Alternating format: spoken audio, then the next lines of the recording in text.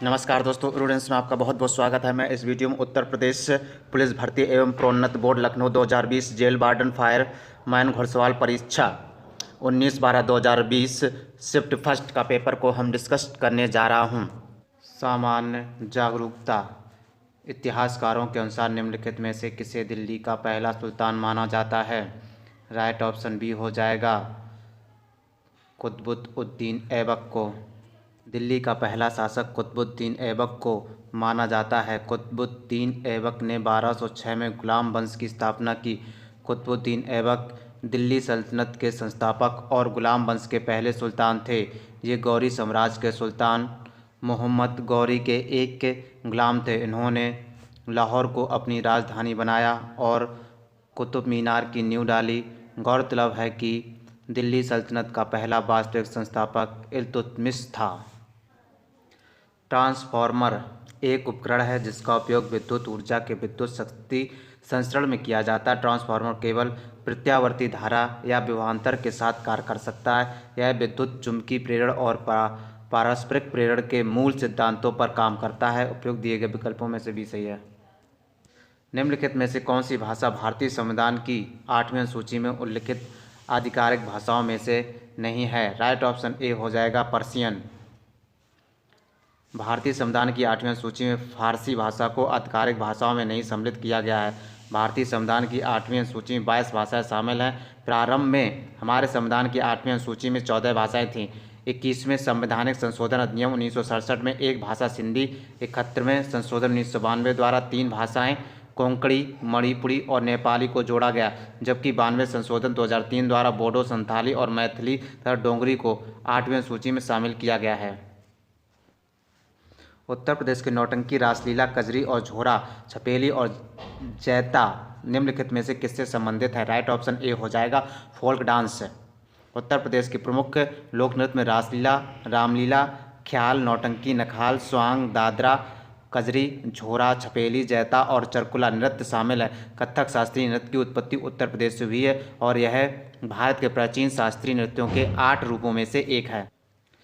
नीलगिरी खाफली भारतीय कृषि अनुसंधान संस्थान द्वारा जारी निम्नलिखित फसलों में से किसकी एक उच्च उपज वाली किस्म है? राइट ऑप्शन डी हो जाएगा व्हीट, गेहूँ। नीलगिरी खाफसी गेहूं के एक उच्च उपज वाली किस्म है। भारत दूसरा सबसे बड़ा गेहूं उत्पादक देश है। खापली गेहूं एबिसिनिया केंद्र में उत्पन्न हुआ माना जाता है और संभवतः पश्चिमी घाट क्षेत्र में अरब व्यापारियों द्वारा भारत में पेश किया जाता है। केंद्रीय पुलिस प्रशिक्षण अकादमी CAPT में निम्नलिखित में से किस श्रेणी के अधिकारियों को बुनियादी प्रशिक्षण मिलता है? राइट ऑप्शन ए हो जाएगा ग्रुप ए। केंद्रीय पुलिस प्रशिक्षण अकादमी CAPT एक ग्रुप के अधिकारियों को प्रशिक्षण देता है। केंद्रीय पुलिस प्रशिक्षण अकादमी भोपाल में स्थित है। इस अकादमी को राज्यों को सीधी भर्ती के उप पुलिस अधीक्षकों के प्रशिक्षण के लिए बनाया गया है। अगस्त 2020 में शौर्य चक्र पुरस्कार से किसे सम्मानित किया गया है? राइट ऑप्शन ए हो जाएगा विशाख नायर। विशाख नायर को अगस्त 2020 में शौर्य चक्र से सम्मानित किया गया है। शौर्य चक्र भारत का शांति के समय वीरता का पदक है। यह सामान्य सैनिकों और असैनिकों को असाधारण वीरता या प्रकट शूरता या बलिदान के लिए दिया जाता है। इथोपिया की मुद्रा क्या है? राइट ऑप्शन डी हो जाएगा विर। इथोपिया अफ्रीका महाद्वीप का एक देश है। यह अफ्रीका के पश्चिम में स्थित एक स्थल रुद्ध देश है जो सरकारी तौर पर इथोपिया संघीय लोकतांत्रिक गणराज्य के रूप में जाना जाता है। इथोपिया की राजधानी अदिस अबाबा और इसकी मुद्रा बिर है। अर्जेंटीना की राजधानी इनमें से कौन सी है? राइट ऑप्शन ए हो जाएगा अर्जेंटीना की राजधानी ब्यूनस आयर्स। अर्जेंटीना दक्षिण अमेरिका में स्थित एक देश है। क्षेत्रफल एवं जनसंख्या की दृष्टि से दक्षिणी अमेरिका का ब्राज़ील देश के साथ द्वितीय विशालतम देश है। अर्जेंटीना का नाम अर्जेंटम से पड़ा जिसका अर्थ चांदी होता है। मानवाधिकार परिषद निम्नलिखित में से किस वर्ष में गठित किया गया था? राइट ऑप्शन सी हो जाएगा 2006। संयुक्त राष्ट्र मानवाधिकार परिषद का गठन 15 मार्च 2006 को किया गया था। इसने मानवाधिकार आयोग का स्थान किया। इस परिषद के कुल 47 सदस्य हैं जिनका कार्यकाल 3 वर्ष है। यह संस्था सीधे महासभा के अधीन होगी। इसका मुख्यालय जिनेवा स्विट्जरलैंड में है। मानवाधिकार दिवस 10 दिसंबर को मनाया जाता है। How many central detective training schools are there in India? Bharat में कितने केंद्रीय गुप्तचर प्रशिक्षण विद्यालय हैं? राइट ऑप्शन इसका बी हो जाएगा 5 हैं। भारत में 5 गुप्तचर विद्यालय हैं। देश का 5वां गुप्तचर विद्यालय अजमेर रोड पर दमही कला में खुला है। प्रसिद्ध पुस्तक द कैलकटा क्रोमोसोम निम्नलिखित में से किस लेखक द्वारा लिखा गया है? राइट ऑप्शन इसका सी हो जाएगा Amitav Ghosh. The Calcutta chromosome नामक प्रसिद्ध पुस्तक के लेखक अमिताव घोष हैं। अमिताव घोष अंग्रेजी भाषा के साहित्यकार हैं। इनके द्वारा रचित एक उपन्यास द शैडो लाइन्स के लिए उन्हें सन 1989 में साहित्य अकादमी पुरस्कार से सम्मानित किया गया। इन्हें वर्ष 2018 का 54वां ज्ञानपीठ पुरस्कार दिया गया। वायुमंडलीय सापेक्ष आर्द्रता को मापने के लिए उपयोग किए जाने वाला उपकरण निम्नानुसार है। राइट ऑप्शन इसका बी हो जाएगा हाइग्रोमीटर। वायुमंडलीय सापेक्ष आर्द्रता को मापने के लिए उपयोग किया जाने वाला उपकरण हाइग्रोमीटर है। बहुत से ऐसे पदार्थ हैं जैसे सल्फ्यूरिक अम्ल, कैल्शियम क्लोराइड, फास्फोरस, पेंटॉक्साइड, साधारण नमक आदि जो जल वाष्प के शोषक होते हैं। भारत में लोसूंग या लोसांग त्यौहार ज़्यादातर हर साल दिसंबर के महीने में मनाया जाता है। यह त्यौहार भारत के किस राज्य का सबसे महत्वपूर्ण त्यौहार है? राइट ऑप्शन इसका बी हो जाएगा सिक्किम। लोसूंग या लोसांग त्यौहार सिक्किम राज्य का सबसे महत्वपूर्ण त्यौहार है। तिब्बती लूनार कैलेंडर के अनुसार साल के 10वें महीने के 18वें दिन लोसोंग उत्सव मनाया जाता है। यह उत्सव मुख्य रूप से 4 दिनों तक चलता है। इस त्यौहार में किसान अपनी फसलों की कटाई का जश्न मनाते हैं। निम्नलिखित में से कौन से देश संयुक्त राष्ट्र सुरक्षा परिषद के स्थायी सदस्य हैं? राइट ऑप्शन इसका डी हो जाएगा संयुक्त राज्य अमेरिका, रूस, यूके और फ्रांस, चीन। संयुक्त राष्ट्र सुरक्षा परिषद के स्थायी सदस्य देश संयुक्त राष्ट्र अमेरिका, रूस, यूके, फ्रांस, चीन। संयुक्त राष्ट्र सुरक्षा परिषद की स्थापना 1945 में 24 अक्टूबर 1945 में की गई थी। सुरक्षा परिषद में 15 सदस्य हैं, 5 स्थायी 10 अस्थायी सदस्य देश हैं। कुतुबउद्दीन ऐबक किस राजवंश का संस्थापक था? राइट ऑप्शन इसका सी हो जाएगा गुलाम वंश यानी कि स्लेव डायनेस्टी। कुतुबुद्दीन ऐबक गुलाम वंश का संस्थापक था। कुतुबुद्दीन ऐबक ने 1206 में गुलाम वंश की नींव डाली। जे गौरी साम्राज्य के सुल्तान मोहम्मद घोरी का गुलाम था। ऐबक ने लाहौर को अपनी राजधानी बनाया। और कुतुबों में से कौन मध्य प्रदेश में स्थित यूनेस्को की विश्व धरोहर स्थलों में से एक नहीं है? मध्य प्रदेश में स्थित यूनेस्को की विश्व धरोहर में से नहीं है पूछा गया है। खजुराहो स्मारक तो है, खजुराहो। ये ग्रुप हम्पी स्मारक नहीं है। ये तो पहली बात ये हम्पी स्मारक है ही नहीं। कहाँ? एमपी में नहीं। रांची में बौद्ध स्मारक है, भीमबेटका है। हम्पी स्मारक समूह कर्नाटक में स्थित है। अन्य तीनों स्थल मध्य प्रदेश में स्थित। यूनेस्को में कुल 40 स्थल यूनेस्को की विश्व धरोहर स्थल में शामिल, जिसमें 32 सांस्कृतिक श्रेणी में, 7 प्राकृतिक श्रेणी में और 1 मिश्रित श्रेणी में है। भारत ने निम्नलिखित में से किस देश के साथ भूमि का एक समझौता किया जो जून 2015 में अनुसमर्थन पुष्टि या इंस्ट्रूमेंट्स ऑफ रेटिफिकेशन के आदान प्रदान के बाद लागू हुआ? राइट ऑप्शन इसका क्या हो जाएगा? बी हो जाएगा बांग्लादेश। भारत ने बांग्लादेश के साथ भूमि सीमा का एक समझौता जून 2015 में किया। इंस्ट्रूमेंट्स ऑफ रेटिफिकेशन के आदान प्रदान के बाद प्रभावी हुआ। इस समझौते के तहत 111 एनक्लेव के 17,160.63 एकड़ क्षेत्र का हस्तांतरण भारत द्वारा बांग्लादेश को, जबकि 51 एनक्लेव 7,110 एकड़ क्षेत्र का हस्तांतरण बांग्लादेश द्वारा भारत को। निम्नलिखित में से किस देश को राष्ट्रीय एकता दिवस के रूप में मनाया जाता है? राइट ऑप्शन इसका सी हो जाएगा पटेल के जन्म। भारत के राजनीतिक एकीकरण के लिए सरदार वल्लभ भाई 31 अक्टूबर को राष्ट्रीय एकता दिवस के रूप में मनाया जाता है। इसका आरंभ वर्ष 2014 से हुआ। वर्ष 2021 में लौह पुरुष वल्लभ भाई पटेल की 146वीं जयंती मनाई गई। वर्ष 1991 में सरदार पटेल को मरणोपरांत भारत रत्न से सम्मानित किया गया था। मानव तस्करी और जबरन श्रम पर रोक का उल्लेख भारतीय संविधान के मौलिक अधिकारों को किस श्रेणी में किया गया है?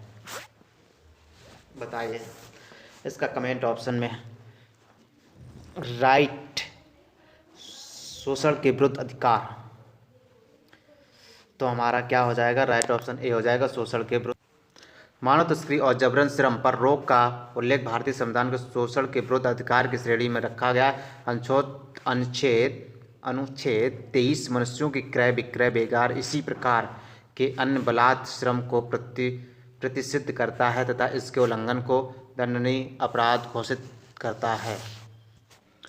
मानवाधिकार उच्चायुक्त कार्यालय में 2006 के दौरान निम्नलिखित में से किस निकाय ने मानवाधिकार आयोग की जगह ली?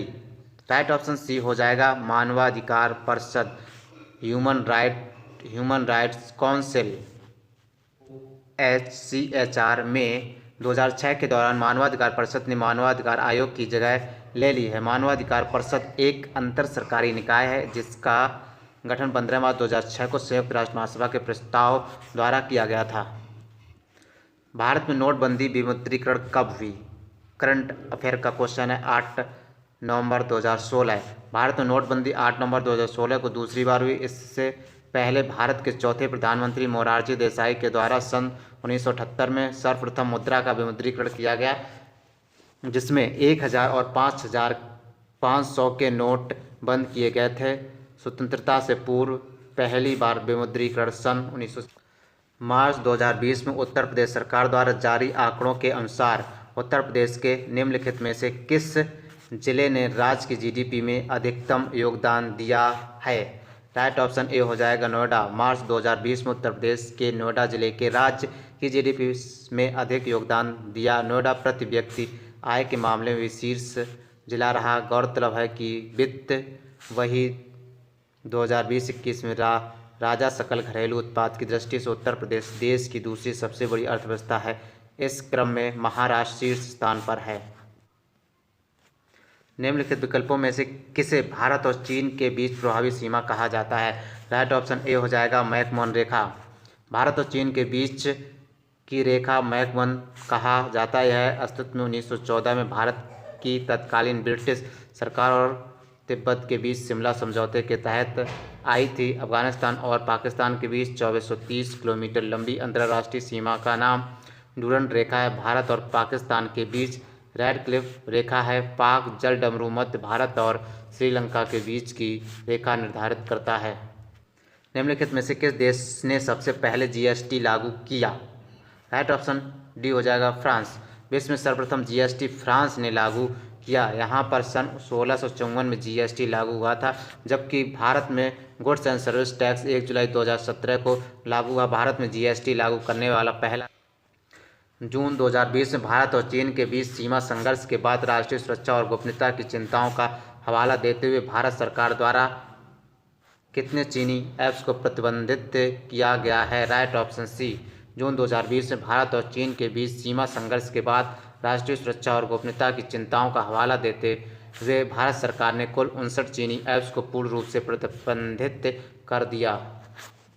1913-14 में हुए ताना भगत आंदोलन के नेता कौन थे? राइट ऑप्शन इसका सी हो जाएगा जत्रा भगत। 1913-14 में हुए ताना भगत आंदोलन के नेता जत्रा ताना भगत माने जाते हैं। इनकी अगुवाई में झारखंड के छोटा नागपुर क्षेत्र में ताना भगत भू लगान माफ़ करने, गौरक्षा गौहत्या पर पूर्ण प्रतिबंध लगाने की मांग को लेकर महात्मा गांधी के अहिंसात्मक आंदोलन में शामिल हुए। भारतीय संविधान के राजनीति निर्देशक सिद्धांतों की अवधारणा निम्नलिखित में से किससे ली गई है? राइट ऑप्शन ए हो जाएगा कॉन्स्टिट्यूशन ऑफ आयरलैंड। भारत के संविधान निर्माण में निम्न देशों के संविधान से सहायता ली गई। विदेशी स्रोत संबंधित देश। नीति निर्देशक तत्व आयरलैंड से लिए गए। प्रस्तावना मौलिक अधिकार कहाँ से लिए गए? अमेरिका से लिए गए। गणतंत्रात्मक व्यवस्था फ्रांस से ली गई। संघीय विशेषता कनाडा से लिया गया है। चारों को याद रखेंगे।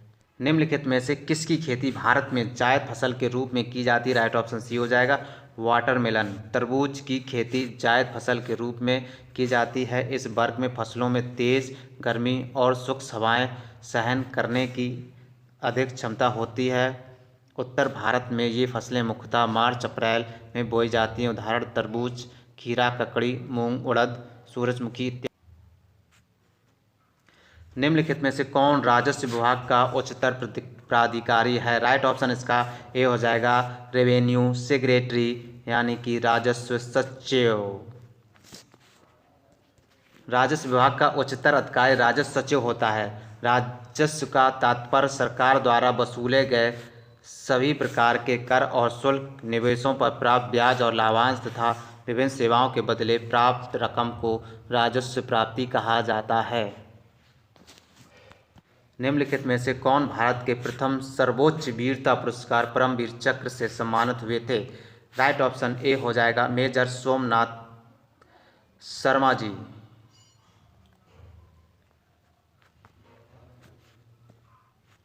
मेजर सोमनाथ शर्मा को भारत के प्रथम सर्वोच्च वीरता पुरस्कार परमवीर चक्र से सम्मानित किया गया था। मेजर सोमनाथ शर्मा भारतीय सेना की कुमाऊं रेजिमेंट की 4वीं बटालियन की डेल्टा कंपनी ने कंपनी कमांडर थे, जिन्होंने अक्टूबर-नवंबर 1947 के भारत पाक संघर्ष में हिस्सा लिया था। उस देश का नाम बताइए जिसके साथ भारत ने अक्टूबर 2019 में दूध और दूध उत्पादों की आपूर्ति के लिए मेमोरेंडम ऑफ इंटरेस्ट MOI पर हस्ताक्षर किया था। राइट ऑप्शन इसका सी हो जाएगा श्रीलंका। श्रीलंका से भारत ने अक्टूबर 2019 में दूध और दूध उत्पादों की आपूर्ति के लिए मेमोरेंडम ऑफ इंटरेस्ट MOI पर हस्ताक्षर। निम्नलिखित में से किस वर्ष में भारतीय IT अधिनियम 2000 में प्रमुख संशोधन किया गया था? राइट ऑप्शन सी हो जाएगा 2008। 2008 में भारतीय IT अधिनियम 2000 में प्रमुख संशोधन किया गया था। 27 अक्टूबर 2008 को इस कानून को एक घोषणा द्वारा संशोधित किया गया, जिसके तहत अध्याय 2 की धारा 3 में इलेक्ट्रॉनिक हस्ताक्षर की जगह डिजिटल हस्ताक्षर को जगह दी गई। दिए गए पुलिस के रैंक को निचले क्रम में उच्च क्रम में व्यवस्थित करना है। निचले से उच्च क्रम में व्यवस्थित कुछ इस प्रकार है: हेड कांस्टेबल, इंस्पेक्टर, सहायक उप पुलिस अधीक्षक, पुलिस उप महानिरीक्षक। हेड कांस्टेबल, सबसे पहले हेड कांस्टेबल, इंस्पेक्टर, सहायक उप पुलिस अधीक्षक, पुलिस उप महानिरीक्षक। नोटबंदी से पहले अर्थव्यवस्था में 500 रुपये के नोटों की संख्या कितनी थी? बताइए भाई। राइट ऑप्शन इसका बी हो जाएगा 17,165 मिलियन था। नोटबंदी से पहले अर्थव्यवस्था में 500 के नोटों की संख्या 17,165 मिलियन थी। सबसे पहले नोटबंदी 1978 में हुई थी। स्वतंत्रता पूर्व नोटबंदी 1946 में हुई थी। दूसरी बार नोटबंदी 8 नवंबर 2016 को हुई। बोविल बीड़ा एक बृहद खिंचाव वाल तंतु बहा तंत्र है। इसे कर्नाटक शास्त्रीय संगीत में इस्तेमाल किया जाता है। बोवली नामक स्थान पर इसका आविष्कार किए जाने के कारण इसका नाम बोविल पड़ा। बोविल बीड़ा को आमतौर पर ऐकड़ा बीड़ा के रूप में जाना जाता है। मानवाधिकार संधि निकायों के स्वतंत्र विशेषज्ञों का कार्यकाल कितने वर्षों का होता है? राइट ऑप्शन डी हो जाएगा 4 वर्ष। मानवाधिकार संधि निकायों के स्वतंत्र विशेषज्ञों का कार्यकाल 4 वर्षों का होता है। संयुक्त राष्ट्र संघ ने मानव अधिकार आयोग की स्थापना वर्ष 1946-1947 में आर्थिक एवं सामाजिक परिषद की एक कार्यात्मक समिति के रूप में की थी। 15 मार्च 2006 को संयुक्त राष्ट्र महासभा ने एक नई मानवाधिकार परिषद के गठन का प्रस्ताव पारित किया।